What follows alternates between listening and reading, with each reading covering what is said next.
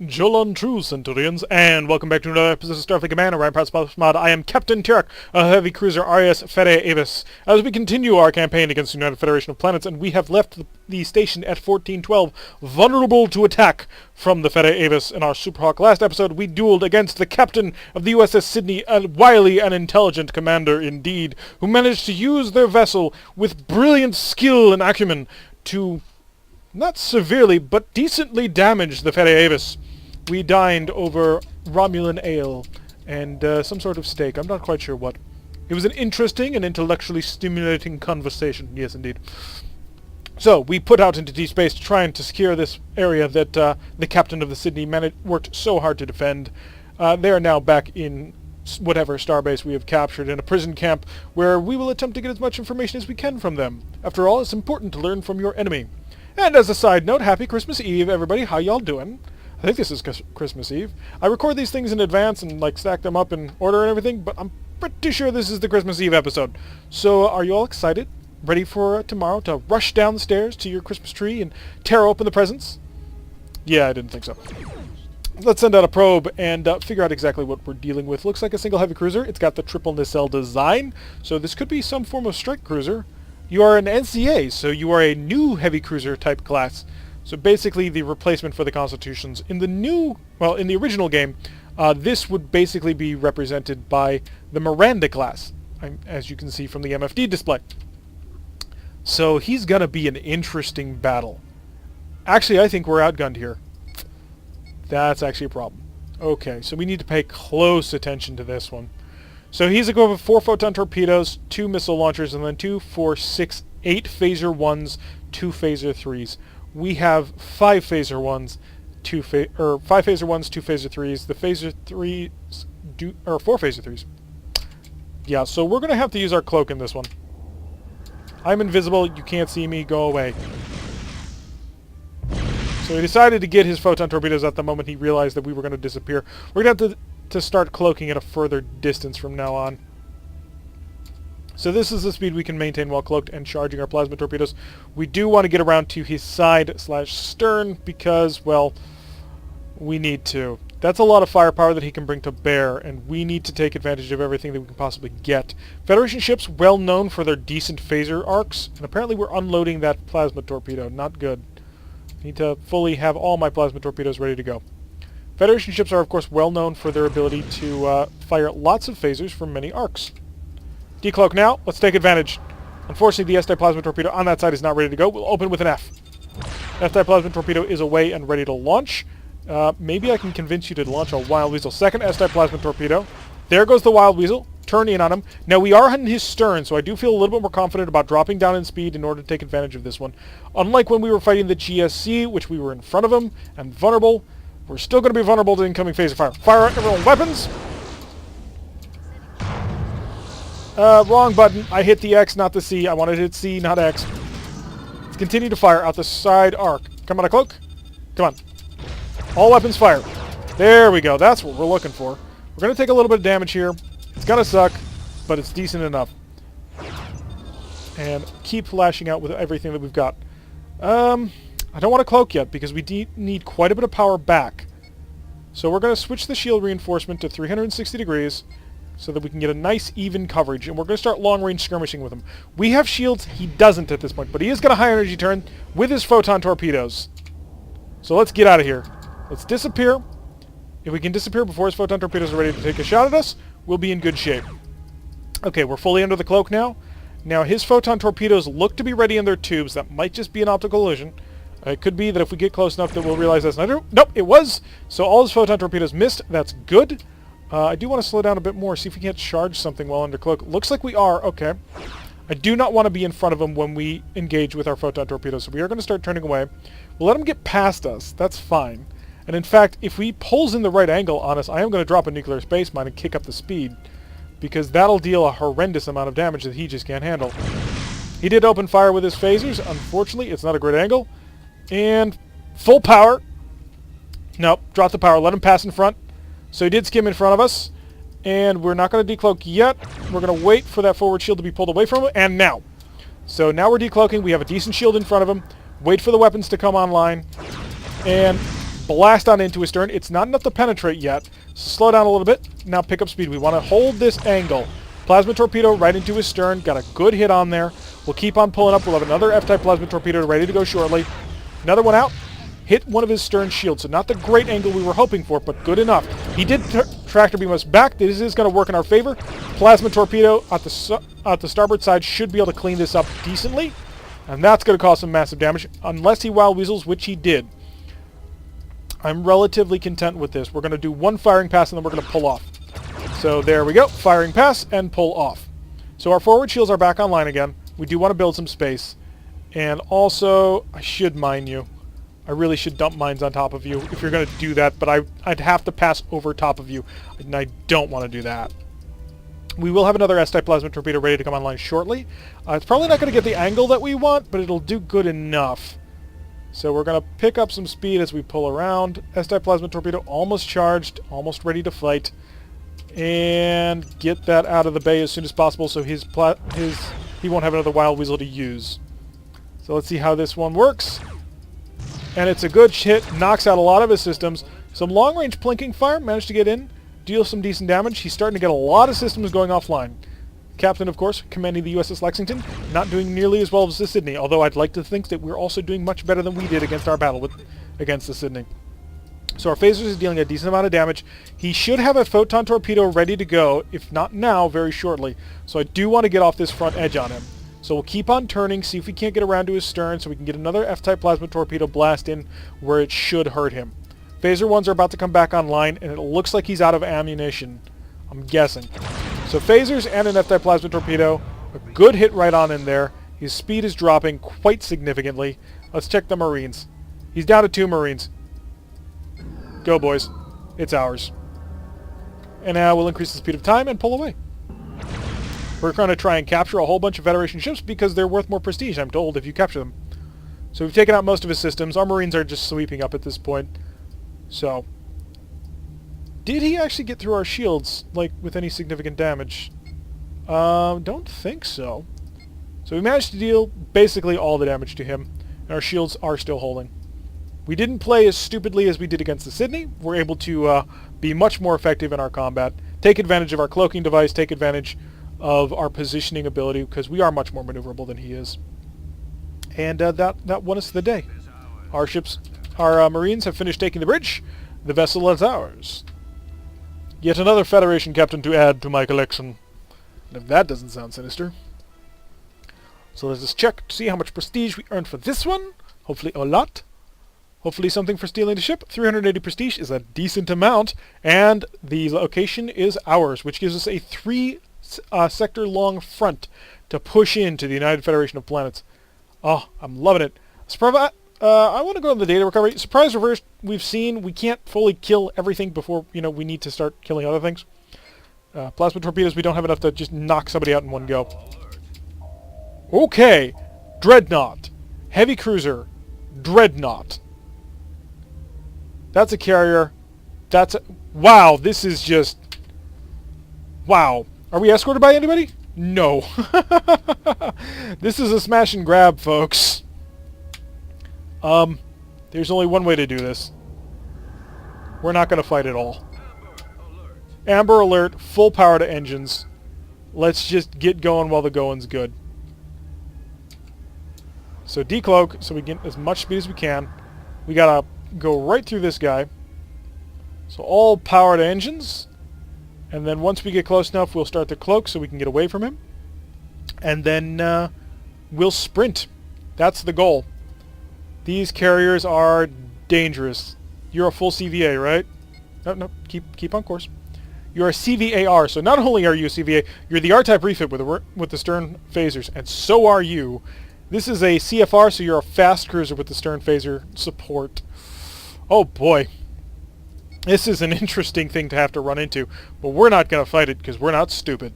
We're just going to go right through their lines, we're going to cloak, and then we're going to drop mines out the stern. And if we get lucky, we'll hit something with a nuclear space mine. If we're not lucky, we won't. We are sort of reaching the top of our acceleration curve, going much slower at this speed. You should have 2 photon torpedoes which I'd prefer not to have to take, because that'd be 16 damage. They're starting to skirmish with long-range phaser fire, and his photon torpedo did hit us. It's time to disappear, folks. Oh, a lot of photon torpedo fire going out. And this is the target, our listening post here. Just need to get past you. And what is the range and the speed? You are able to outrun us quite significantly. These fighters are coming in, which is not great. We're going to need to dump mines to deal with them as best as we can. But the goal is to cause as much havoc as possible. Reinforce all, just in case, anything we can get, anything we can manage. And how close are these going to get to us? So they are going to have a hard time keeping up, not keeping up with us, but keeping on our tail. So we need to time this mine drop properly, because here comes a lot of fighters. First mine deployed, and they are going to get in tight to us, but they don't have the targeting sensors for it, and it looks like that group's going to hit us. Going to hit the mine. They do. Okay, that's good. Open up the, not the shield, but the weapons panel. That'll give us an update on how often this mine can be dumped. And, hey guys, I have a surprise for you. Tell me what you think of this one. Oh, they're all going to avoid it. Now, it is going to be difficult to, get onto this listening post. Those kinds of photon torpedoes, the proximity type, those are very efficient and effective at, dealing with things. Which way are you turning? You're going to have to avoid my mines if you want to really do that. Unless you're going to run right into it, which you could do. You do have the shielding for it. You're not going to care. And they do know that I've dumped out the nuclear space mine, so that may have been a mistake to dump it out so early.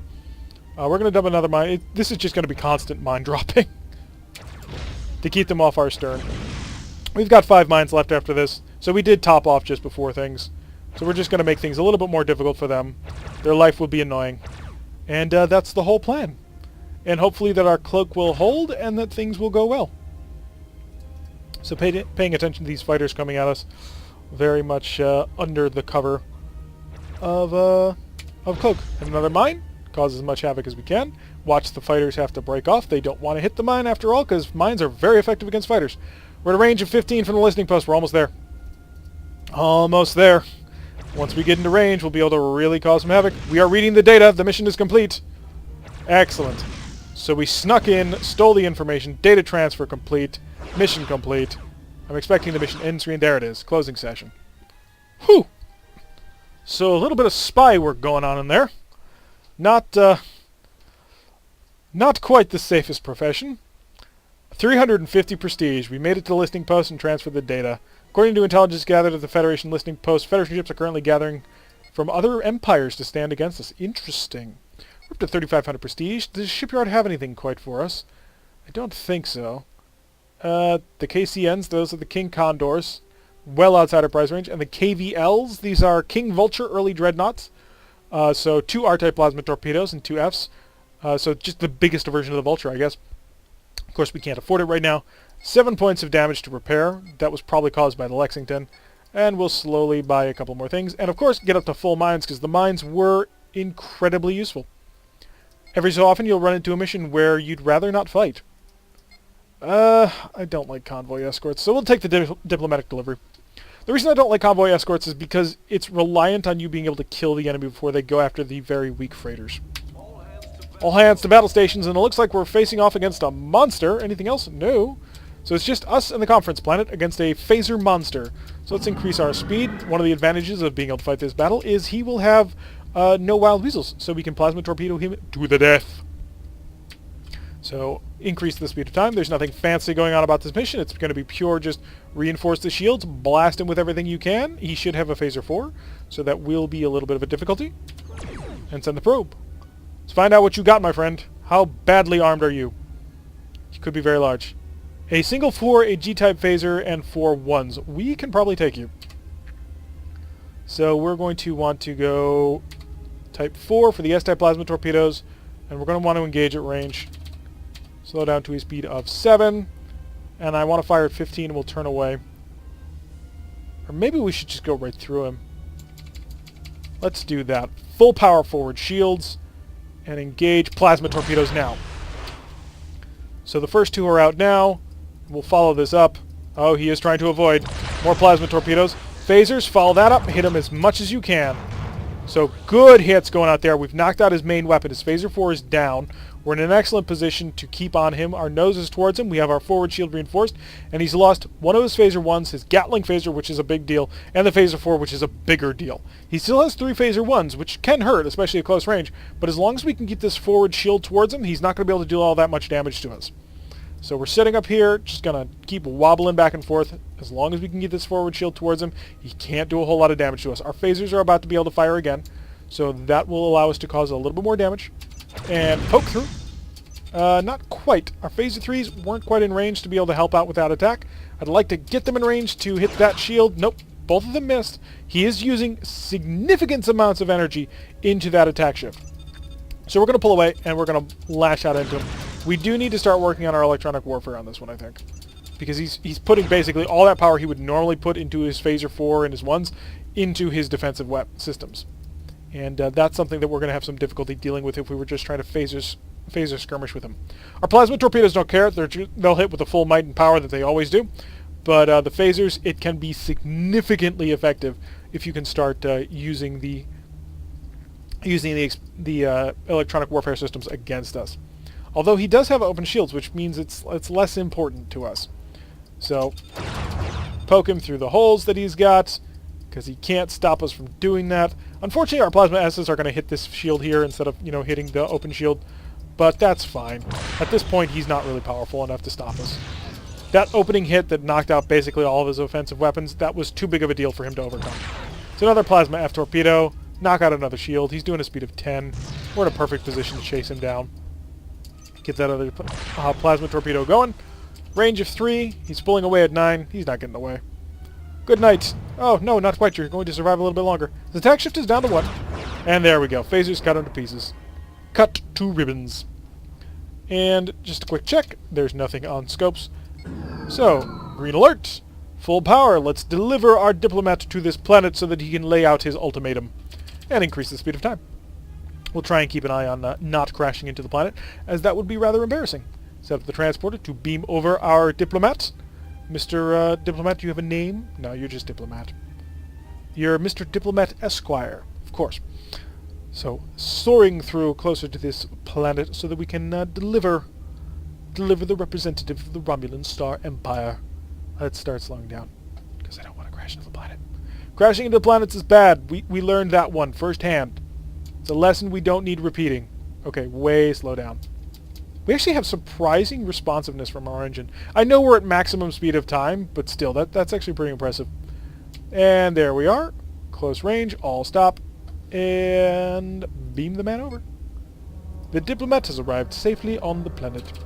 Slow down the speed of time to a more normal human speed of time that we can deal with, and that will handle that. 280 prestige. And the tile, I suppose, just continually secured. And we're at 3783. Oh, we have so much prestige that we're gaining.